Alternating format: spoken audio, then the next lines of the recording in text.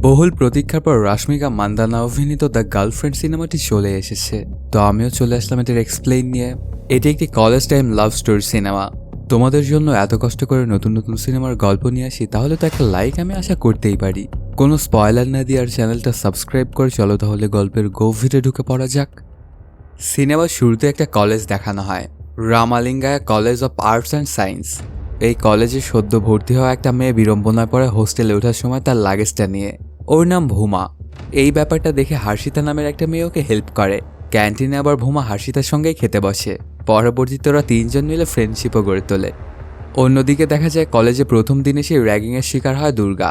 তবে দুর্গা তার স্মার্টনেসের জন্য সেখান থেকে পার পেয়ে যায়। অন্যদিকে বিক্রম নামের একজনকে র্যাগিংয়ে পড়ে ডান্স করতে হয়। তো বিক্রম এমন ডান্স দেখায় যে ডান্স দেখে সবাই মুগ্ধ হয়ে যায়, বাদ যায় না দুর্গাও। এর মধ্যেই শুরু হয়েছে ওদের ফার্স্ট ক্লাস। প্রফেসর অন্য সবার কথা শুনতে শুনতে ভূমার কাছে এবার আসছে। ভূমা জানে আমি লেখালেখি পছন্দ করি, আমার ইচ্ছে আছে চিলড্রেনের ওপর সামনে লেখালেখি করব। ভূমার এই কথাটাকে আবার অ্যাপ্রিসিয়েট করে প্রফেসর। পরের দিন সকালবেলাতে বিক্রম কলেজ মাঠে খেলতে থাকলে দুর্গা এসে বিক্রমকে বলে, গতকাল তোমার ডান্স দেখেছি, তুমি কিন্তু দারুণ ডান্স করো, তুমি দেখতেও খুব সুন্দর। বিক্রম কলেজে এসেই যেন ফেম পেয়ে গেল। অন্যদিকে ভূমা ফ্রেন্ডের সাথে ডিসকাস করে তাদের ফর্ম ফিল আপের ব্যাপারে। এভাবেই কেটে যায় একটি বছর। বিক্রম বাইরে বন্ধুদের সাথে আড্ডা দিতে থাকলে দুর্গা ফোন করে। ফোন করেই বলে, আজ তো আমাদের দেখা করার কথা ছিল, দেখা করলে না যে?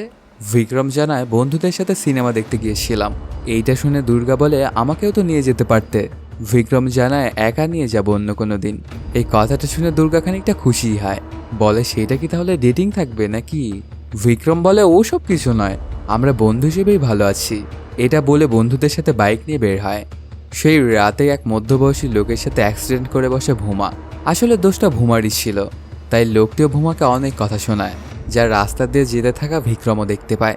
বিক্রম ভূমাকে দেখে আবার চিনে ফেলে, তারা একই কলেজে পড়ে। তাই এসে ওই লোকটির বিরুদ্ধে প্রতিবাদ জানায়।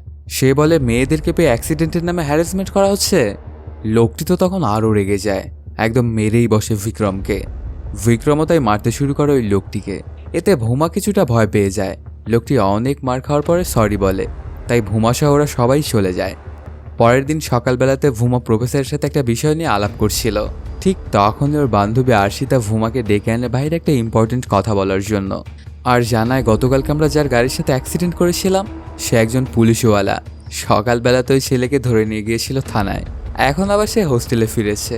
ছেলেটির সাহস আছে বলতে হয়। এসব শোনার পরপরই ভূমা চলে আসে বিক্রমের রুমেই ওর সাথে দেখা করার জন্য। বিক্রম তখন মার খেয়ে জরাজীর্ণ অবস্থা। ভূমা যখন বিক্রমের রুমে আসে তখন ওর বন্ধু বান্ধবকে বাইরে যেতে বলে বিক্রম। ভূমা এসে বিক্রমকে বলে, আসলে আমিও জানতাম না যে উনি পুলিশ, আর জানলেও বোধহয় আপনি থামতেন না, যেভাবে দলবল নিয়ে এসেছিলেন। বিক্রম যেন একটা মেয়েকে পেয়ে যা তা বলছিল, ছেড়ে দেই কিভাবে ওকে আমি? ভূমা তখন বলে, তবে যাই হয়ে যাক না কেন, দোষটা কিন্তু আমারই ছিল, আমিই রং সাইড দিয়ে যাচ্ছিলাম, হেডলাইটটাও আমার জ্বালানো ছিল না, ভাগ্যে সেরকম কিছু বলেনি।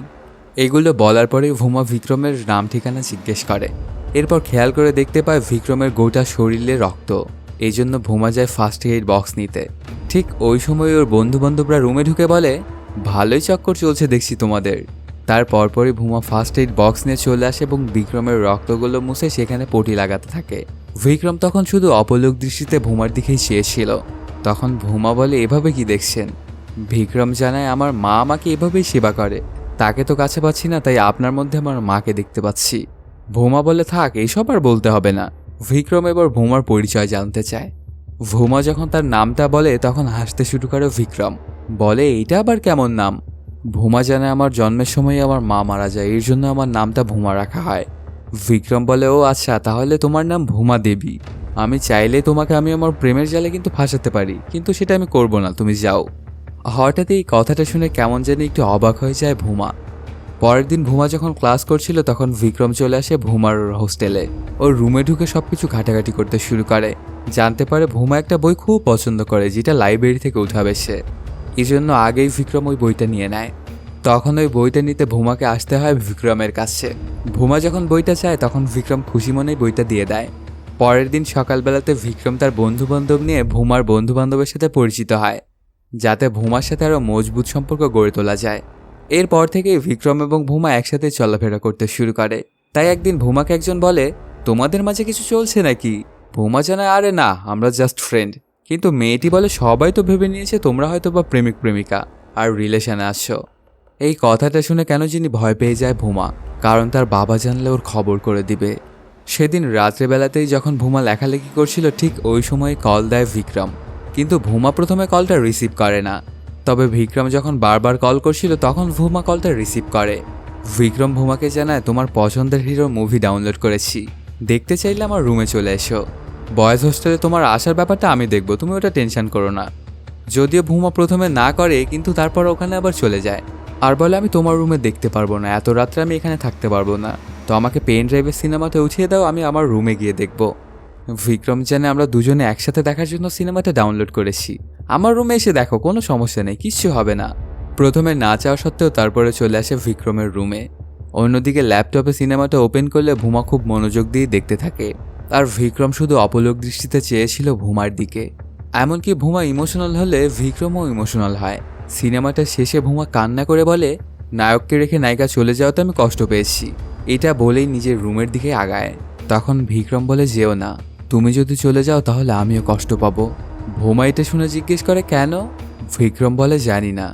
বিক্রমের পরে ভুমার কাছে আসে, দুজন মিলে আচমকাই কিস করে বসে। পরের দিন সকালবেলাতেই কিসের ব্যাপার স্যাপার নিয়ে আপসেট হতে থাকে ভুমা। সেই সময় হাসিতা খুশি হয়ে ভুমাকে বলে, তুই যে গতকাল রাতে কিস করেছিস সেটা আমাকে জানাসনি কেন? আমার অন্যদের থেকে শুনতে হয়েছে। তখন ভুমা অবাক হয়ে জিজ্ঞেস করে, কে বলেছে? হাসিতা বলেছে, কেন বিক্রম? সাথে বলে, তোদের এই রিলেশনে আমি অনেক খুশি। বান্ধবীর কাছ থেকে এইসব কিছু শুনে অবাক হয়ে যায় ভুমা। ক্যাম্পাসে আসলে ওকে সবাই এটা ওটা বলা বলি করতে থাকে যে তলে তলে এত কিছু না, বিক্রমকে তুমি পটিয়ে ফেললে। তবে সবার কথাতে আনইজি ফিল করে ভুমা। কিছুক্ষণ পরেই বিক্রম চলে আসে ক্যাম্পাসে আর জড়িয়ে ধরে ভুমাকে, বলে, তুমি তোমার ক্লাস শেষ করে এসো, আমি তোমার জন্য অপেক্ষা করছি। চলে যাওয়ার সময় কপালে একটা চুমুও দেয় আর কানের কাছে এসে বলে, আই লাভ ইউ। এই ব্যাপারটা ঘটে যাওয়াতে ভুমা যেন অন্য কোনো একটা দুনিয়ায় চলে যায়। ভুমা তার ক্লাসে গেলে দুর্গা আসে বিক্রমের কাছে, এসে বলে, শুনছি তুমি নাকি প্রেমে জড়িয়েছ, কিন্তু আমি তবে কি হয়েছি? বিক্রম বলে, তুমি আসলে আমার টাইপের নও, আমরা ফ্রেন্ড হিসেবেই ঠিক আছি। তখন দুর্গা জোর করে কিস করতে চায় বিক্রমকে, কিন্তু বিক্রম ওকে কিস করে না। এতে দুর্গা অনেক রাগান্বিত হয়ে বলে, দেখো তোমাদের অনেক দ্রুতই ব্রেকআপটা হয়ে যাবে। তবে বিক্রম দুর্গার কথাটা একদমই পাত্তা দেয় না। সারাক্ষণ সে ভুমাকে নিয়ে ঘুরে বেড়াতো, ভুমাকে নিয়ে সিনেমাও দেখতে যায়। একদিন বিকেলবেলাতে বন্ধুবান্ধব নিয়ে খাওয়া দাওয়া শেষে যখন ভুমা বিল দিতে যায়, এটাতে খানিকটা রাগ করে বিক্রম।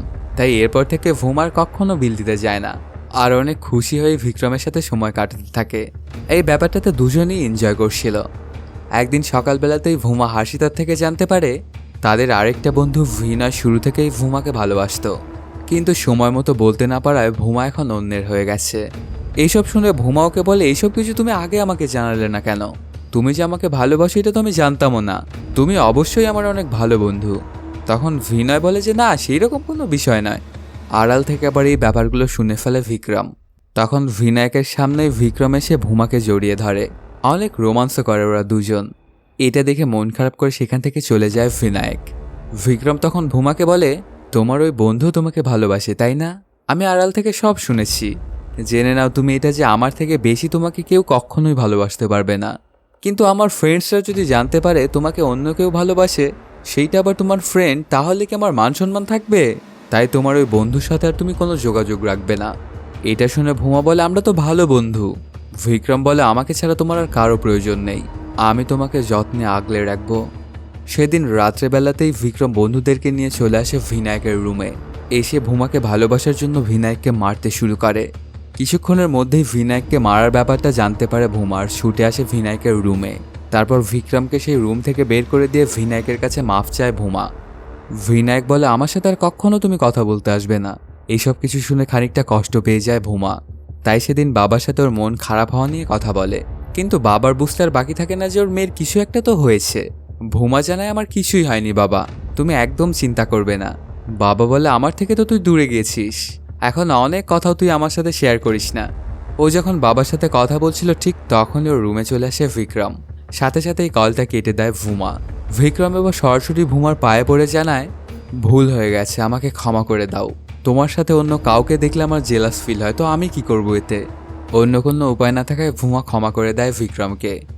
পরের দিন কলেজে এসে বিক্রমের মুখোমুখি হয় আবার দুর্গা। জড়িয়ে ধরে বলে, শুনলাম কাল রাতে নাকি তোমাদের ঝগড়া হয়েছে, ব্রেকআপ হলো নাকি তোমাদের? বিক্রম জানে আমাদের ব্রেকআপ কোনো দিনও হবে না। দুর্গা এরপর বলে, এই যে আমি তোমাকে জড়িয়ে ধরেছি, তোমার গার্লফ্রেন্ড যদি দেখে তাহলে কিছু ভাববে না? বিক্রম বলে, না কিছু ভাববে না, আমার গার্লফ্রেন্ড অনেক সুইট, সে আমাকে খুব বিশ্বাস করে। এবার দুর্গা বলে, সেও তো তোমাকে ভালোবাসে, কিন্তু আমি যে তোমার পিছে ঘুরি, তাহলে তোমার ফ্রেন্ড সার্কেল থেকে তো আমাকেই কাট আউট করতে পারে। দুর্গার এই কথাটা ভালোভাবে রিয়েলাইজ করে বিক্রম। সেদিন সন্ধ্যাবেলা থেকেই শুরু হয়ে যায় একটা কালচারাল প্রোগ্রামের রিহার্সেল, যেখানে দুর্গা খুব ভালো অভিনয় করে, কিন্তু ভুমা সেরকম অভিনয় করতে পারে না। তাই ভুমা নিজে থেকেই দুর্গার কাছে এসে বলে, তুমি তো অনেক ভালো অভিনয় পারো, আমি পারছি না, আমাকে একটু হেল্প করবে? ভুমা এতটাই বিনয়ের সাথে বলছিল যে দুর্গার কথাগুলো ভালো লেগে যায়, আর বলে, অফকোর্স তোমাকে আমি হেল্প করব। এরপর ওরা দুজনে একসাথে রিহার্সেল করতে শুরু করে। ওদের দুজনের মধ্যে খুব ভালো একটা ফ্রেন্ডশিপও গড়ে ওঠে। রিহার্সেলটা শেষ হলে বিক্রম নিজে এসে ভুমাকে দুর্গার কাছ থেকে নিয়ে যায়। এতে দুর্গা বেশ খানিকটা কষ্টই পায়। কালচারাল প্রোগ্রামের আগের দিন ভুমা দুর্গাকে জানায়, আমি অনেক স্বপ্ন নিয়ে এখানে এসেছি, আমার বাবা এসব একদম পছন্দ করেন না, আমি সবার প্রশংসা পেতে চাই। দুর্গা তখন সাহস দেয় ভুমাকে।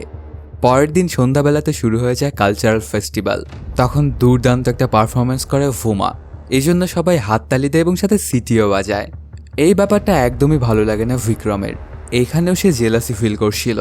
প্রোগ্রামটা শেষ হওয়ার পরপরই খুশি মনে ভুমা এসে জড়িয়ে ধরে বিক্রমকে। ওর অভিনয়ের জন্য যে সে এত প্রশংসা পেয়েছে এইটাও জানায় বিক্রমকে। বিক্রম বলে, তোমার মানুষের অ্যাটেনশন অনেক ভালো লাগে তাই না? মানুষ তোমাকে দেখে তালি দিচ্ছে, সিটি বাজাচ্ছে, এটা খুব এনজয় করছো তুমি তাই না? অভিনয় করার সময় একটা সিনে তো তুমি অনেক টাইট একটা ড্রেসও পরেছিলে, এতে তোমার ক্লিভেজটা দেখে কিন্তু দর্শকরা অনেক তালি দিয়েছিল, কারণ তারা তো এগুলোই দেখার জন্য এসেছিল। বিক্রমের এসব কথাতে খুব কষ্টই পেয়ে যায় ভুমা। রুমে এসেও একদম ইমোশনাল হয়ে কান্না করে শুয়ে থাকে। পরের দিন দুর্গা চলে আসে ভুমার ক্লাসে আর বলে, চলো আমরা ঘুরতে যাই। ভুমা জানায়, বিক্রম আমার জন্য ক্যান্টিনে অপেক্ষা করছে, আমাকে সেখানে যেতে হবে। দুর্গা বলে, অনেক দিন ধরে তো বয়ফ্রেন্ডকেই সময় দিচ্ছ, একদিন না হয় বন্ধুকেই সময় দিলে। ভুমা কল করে জানাতে চায় বিক্রমকে, কিন্তু সেইটারও সুযোগ দেয় না দুর্গা, আর ওকে নিয়ে চলে আসে গেমিং ওয়ার্ল্ডে। সেখানে ভুমা অনেক এনজয় করছিল। একসময় দুর্গা ওকে জিজ্ঞেস করে, তুমি কি বিক্রমের সঙ্গে খুশি? ভুমা জানায়, হ্যাঁ আমি অনেক খুশি, আর বিক্রম আমার অনেক কেয়ার করে। তবে বিক্রম একটু রাগী টাইপের, যা ইচ্ছে ওর তাই করে, কিন্তু সে আমাকে আসলেই অনেক ভালোবাসে। ভুমা দুর্গাকে আরও জানায়, বিক্রম কিন্তু ভালো একজন কিসার। দুর্গা তখন বলে, কিছু মনে করো না, তোমাকে একটা কথা জানাই, তুমি আসলে বিক্রমের জন্য পারফেক্ট নও, তুমি অনেক সুইট একটা মেয়ে, শুধু শুধু তুমি নিজেকে ধ্বংস করো না।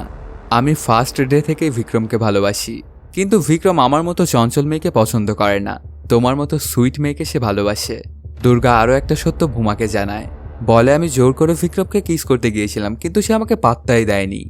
যদি তোমার সাথে আমার পরিচয় আগে হতো তাহলে আমি বিক্রমের আশেপাশেও যেতাম না। কিন্তু ভুমা অলরেডি এইসব শুনে অনেক কষ্ট পায়, তাই কান্না করতে করতে চলে যায় দুর্গার কাছ থেকে। ভুমা এবার অনেক আপসেট হয়ে চলে আসে বিক্রমের কাছে। বিক্রম তখন ইগো দেখিয়ে বন্ধুদের সাথে টেবিল টেনিস খেলছিল, কারণ ভুমা না জানিয়ে ওর বন্ধুদের সাথে ঘুরেছে। আর বিক্রম কিনা তার বন্ধু বান্ধবকে সময় না দিয়ে শুধুমাত্র ভুমার পিছেই পড়ে থাকে। যেহেতু ভুমা তার বন্ধু বান্ধবের সাথে ঘোরে, তাই বিক্রমও তার বন্ধু বান্ধব নিয়েই থাকবে। একসময় বিক্রম খেয়াল করে যে ভুমা মন মরা হয়ে আছে, তাই ভুমার কাছে এসে বলে, কি হয়েছে? ভুমা ওকে জিজ্ঞেস করে, তুমি কি খাবার খেয়েছো? বিক্রম জানায়, আমি খাইনি। তাই ওরা দুজনেই চলে যায় খাবার খাওয়ার জন্য। পরের দিন সকালবেলাতে বিক্রম ভুমাকে মোটরসাইকেলে উঠিয়ে নিয়ে যেতে থাকলে ভুমা জিজ্ঞেস করে, আমরা কোথায় যাচ্ছি? বিক্রম জানায়, আজকে তোমাকে আমার মায়ের সাথে পরিচয় করিয়ে দেব, অনেক দিন তো হলো, এবার পরিচয় করিয়ে দেয়াই যায়। এটা শুনে একদম আতঙ্কিত হয়ে যায় ভুমা। যদি তার বাবা জানতে পারে যে সে ক্যাম্পাসে নেই তাহলে বড় কেলেঙ্কারি হয়ে যাবে। বিক্রম বলে, তোমার বাবা আবার কিভাবে বুঝবে? কিন্তু তারপরে অনেক টেনশন করে ভুমা। তাই একটা ব্রেকে ভুমা কল করে তার বাবাকে, জানায় সে ক্যাম্পাসেই আছে। এই ব্যাপারটা নিয়ে আবার ওর সাথে মজা করে বিক্রম। কিছুক্ষণ পরেই ওরা দুজনেই চলে আসে বিক্রমের বাড়িতে। বিক্রমের মাকে সারাক্ষণই মাথা নিচু করা অবস্থায় দেখতে পায় ভুমা। অনেক কৌতূহলবশী হয়ে ভুমা বিক্রমকে জিজ্ঞেস করে, তোমার মা কি কথা বলতে জানে না? বিক্রম বলে, পারে তো, কিন্তু বাবা মাকে মেহমানদের সামনে সবসময় মাথা নিচু করে রাখতে বলেছিলেন, এই জন্য তিনি সবসময় মাথা নিচু করেই থাকেন, আর এখন এটা তার অভ্যাস হয়ে গেছে।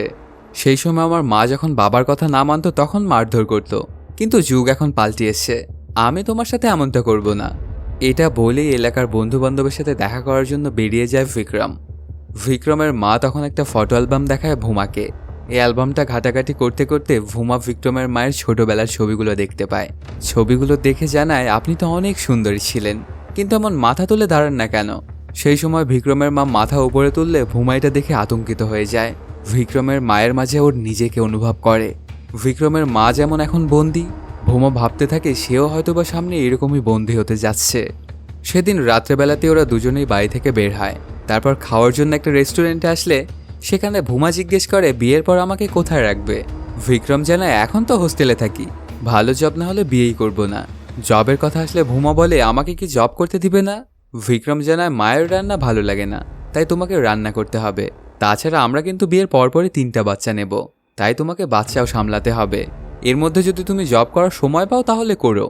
বিক্রমের মুখে এসব কথা শুনে বেশ ভালোভাবে ভাবায় ভুমাকে। তাছাড়া বিক্রমের সাথে কাটানো পেছনের কথাগুলো ওকে ভাবায়।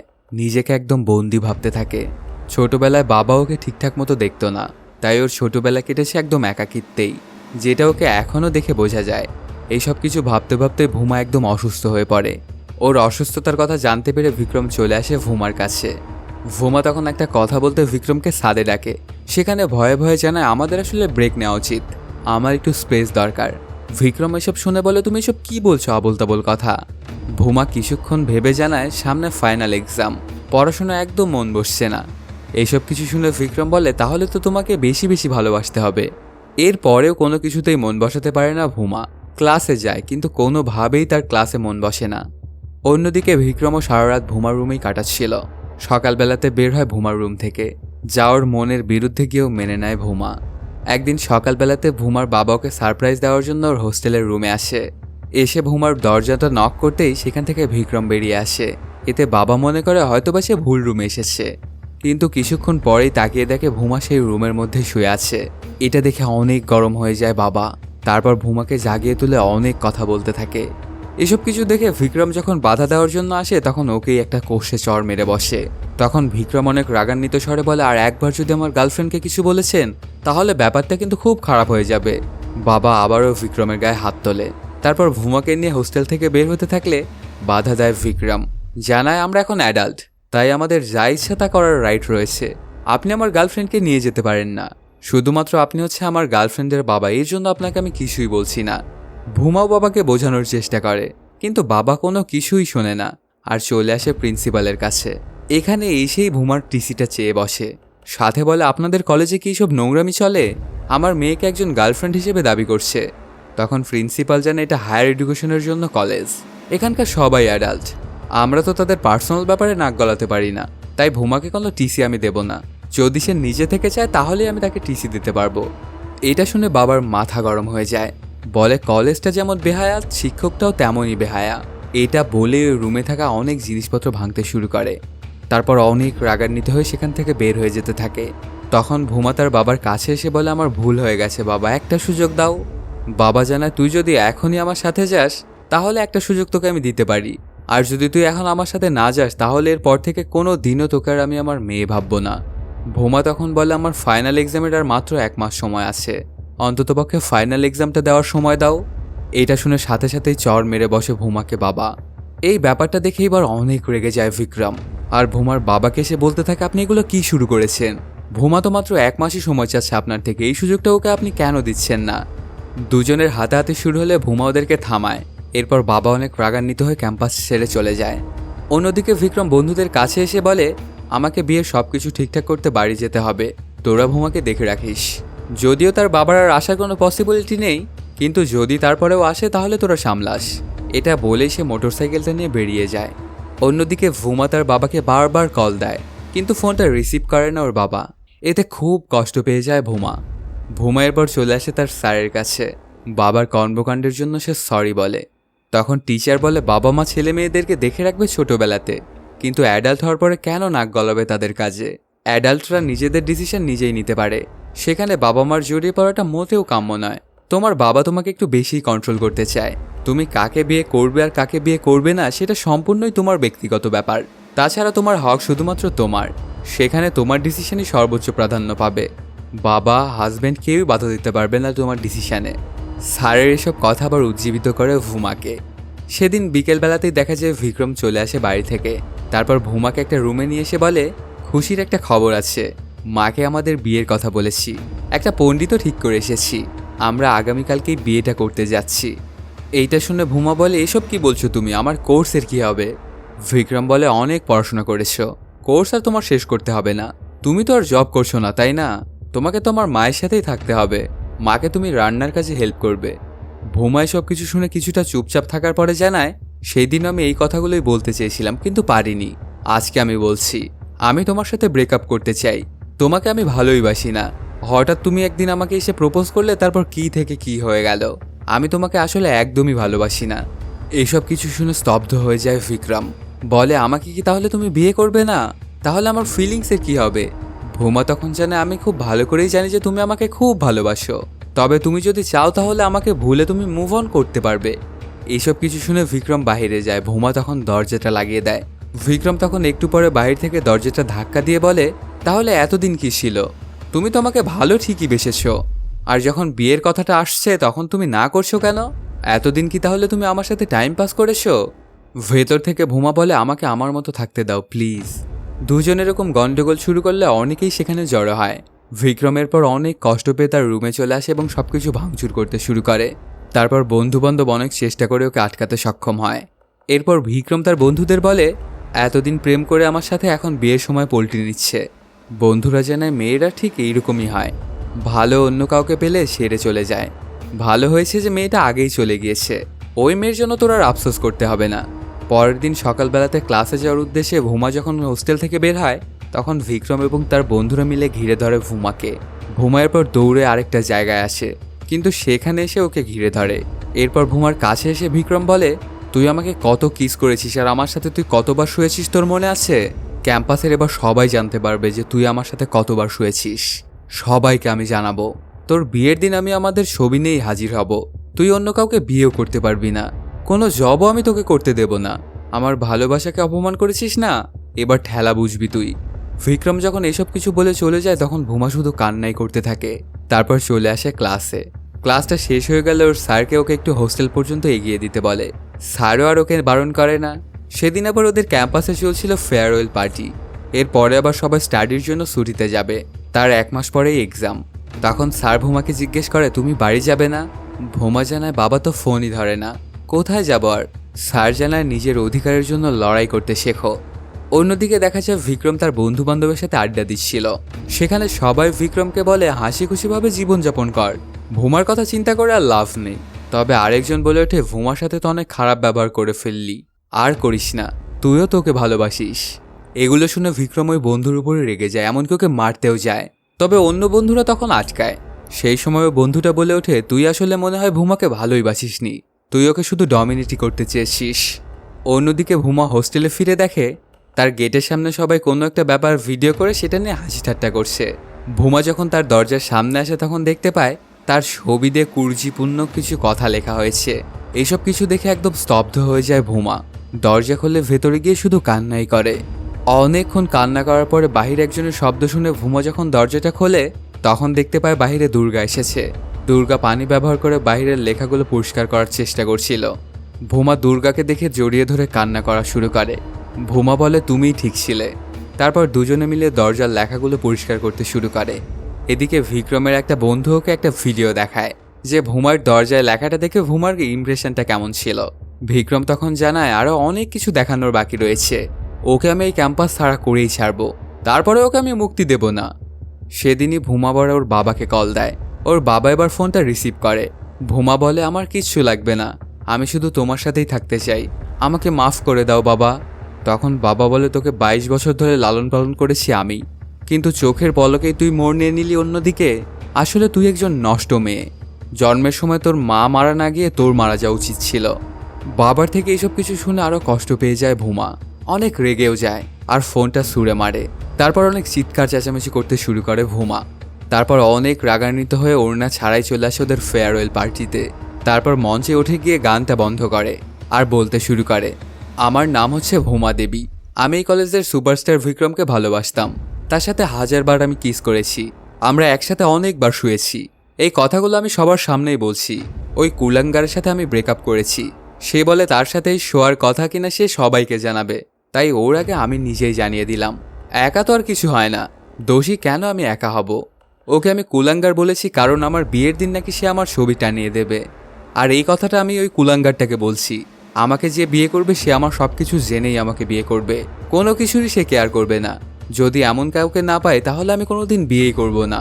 তবু ওই কুলাঙ্গারকে আমি আর কোনোদিনও সুযোগ দেব না। এটা বলে গিটার নিয়ে অনেক রাগান্বিত হয়ে বিক্রমকে মারতে আসে, কিন্তু পরে আর ওকে মারে না। এরপর কেটে যায় অনেক দিন। ভূমার ফাইনাল এক্সামটাও শেষ। খুব ভালো একটা কোম্পানিতে ওর জবও হয়। কিছুদিন পরে নিজের একটা গাড়িও কিনে ফেলে। বাবার সাথেও তার মিটমাট হয়ে গিয়েছে। ভূমা কয়েকদিন বাদে প্রমোশনও পেয়ে যায়। তারপর চলে আসে বিদেশে। সেখানেই শুরু করে প্রথম বই লেখা। আর এর মাধ্যমেই শেষ হয়ে যায় সিনেমাটি। তো বন্ধুরা, কেমন লাগলো আজকের এই এক্সপ্লেইনটি জানাতে কমেন্ট করো। আর যদি এখনও চ্যানেলটা সাবস্ক্রাইব না করে থাকো তাড়াতাড়ি সাবস্ক্রাইব করে নাও। দেখা হচ্ছে নতুন কোনো ভিডিওতে। Till then, সায়োনারা।